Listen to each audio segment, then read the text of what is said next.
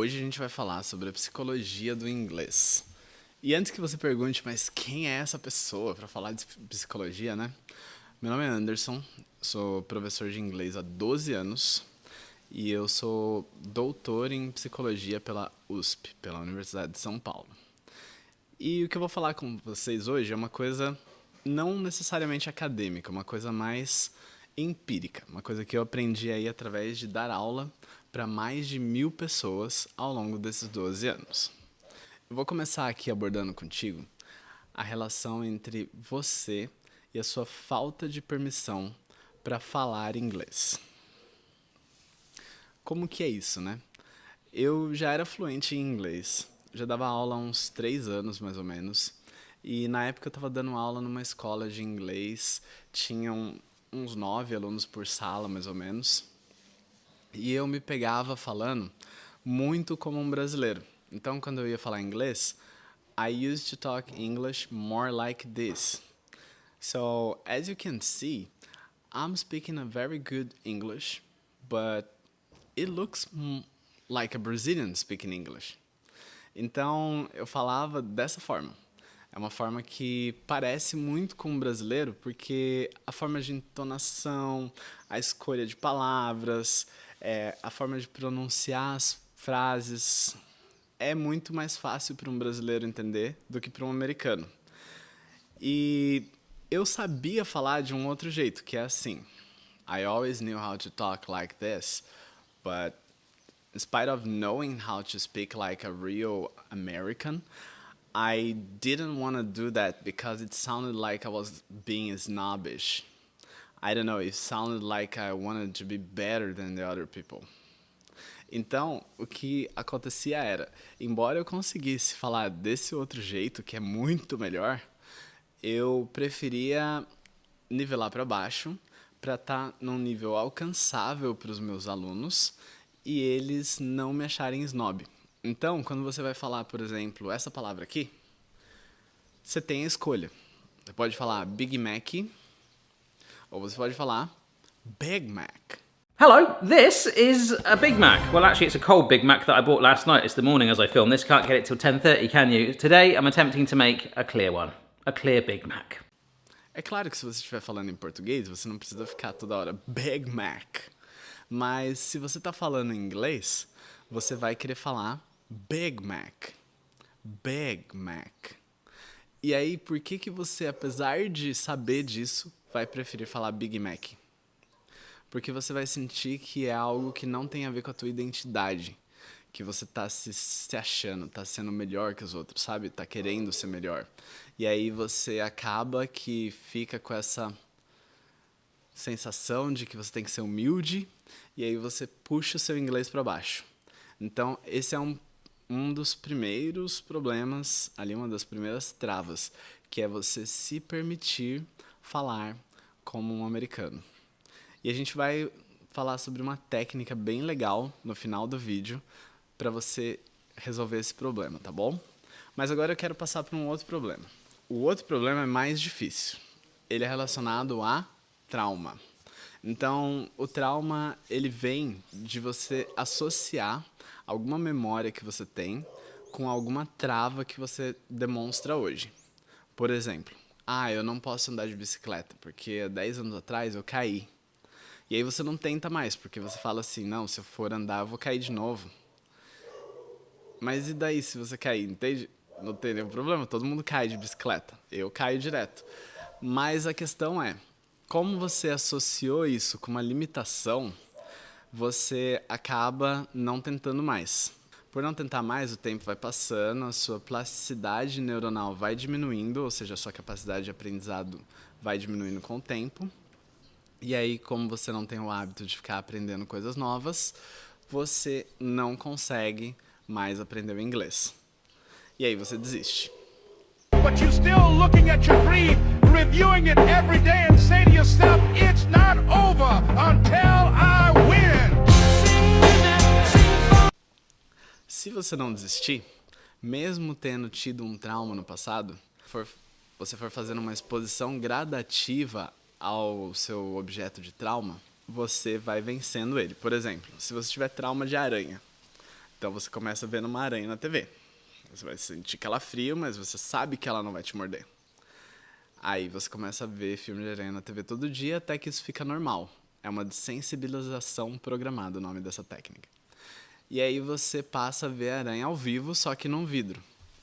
Aí você fala, nossa, isso dá muito mais medo, porque ela pode atravessar o vidro, sei lá, e me pegar. Aí você passa a encostar no vidro que tá a aranha. Até que chega um momento que você vai estar realmente com a aranha aqui na sua frente, fora do vidro, e você vai estar ok. Pode chegar até um momento que você põe a aranha na sua mão e você não sinta medo dela. É a mesma coisa com o inglês.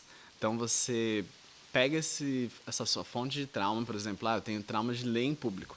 Então você não vai ler em público, você vai estar no lugar onde está todo mundo lendo em público. Você não vai ler em público, você vai ler em coro, todo mundo lê junto. Você vai ler em público, mas para uma pessoa só. Ou para o espelho, e depois para uma pessoa, e depois para mais pessoas. Para pessoas que você tenha certeza que não vão dar risada de você, para pessoas que são seus amigos.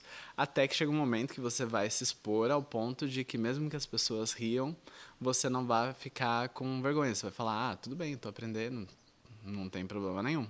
E a última limitação psicológica que te impede de aprender inglês é o medo de sacrifício.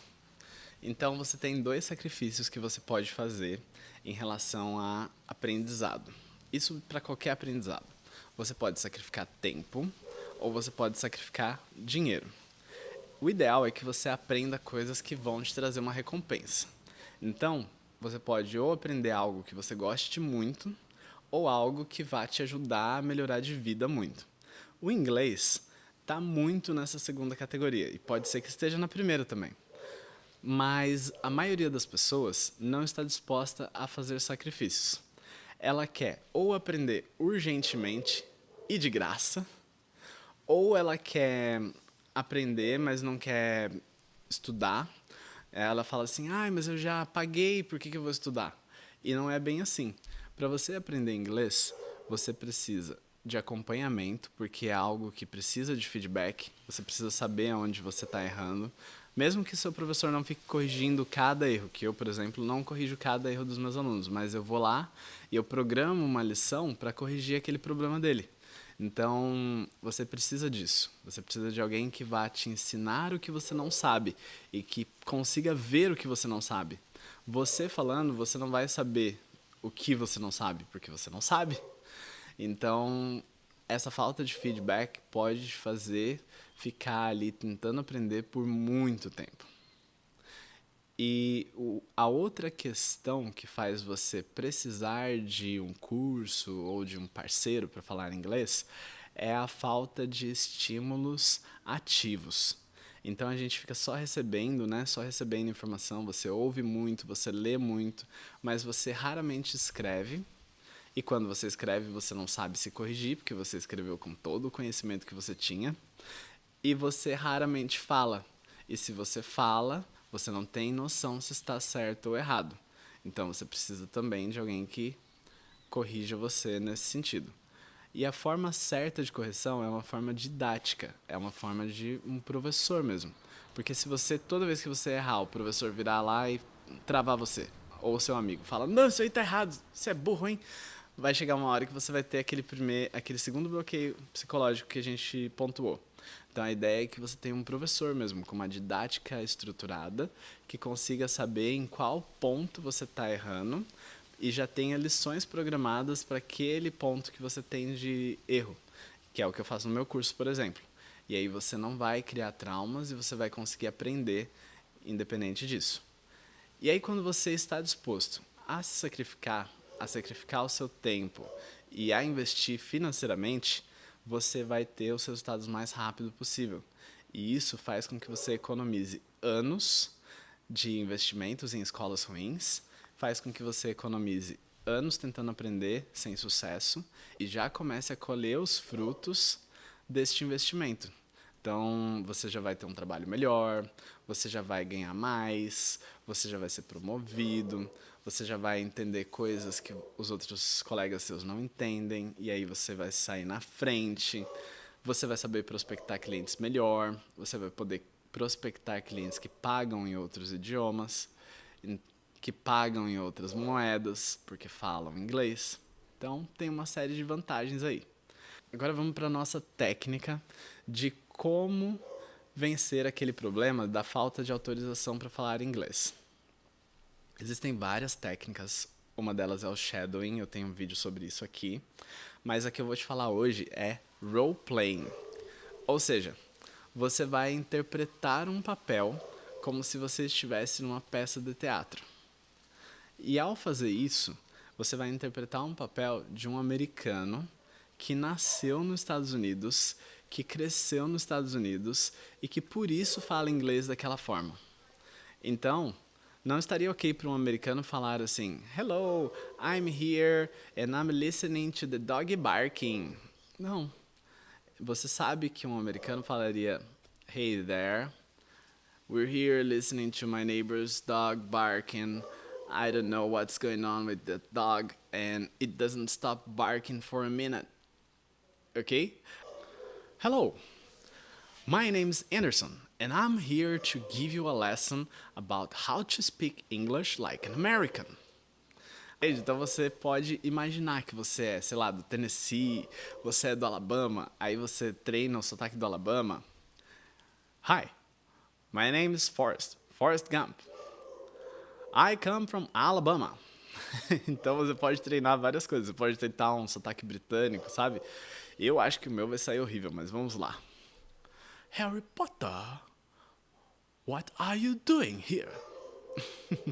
Entende? Então você imagina realmente que você é alguém que você já viu muitas vezes falando inglês, ou que você é alguém de algum lugar onde você já teve contato com algumas pessoas, ou já assistiu alguma série de lá, sabe?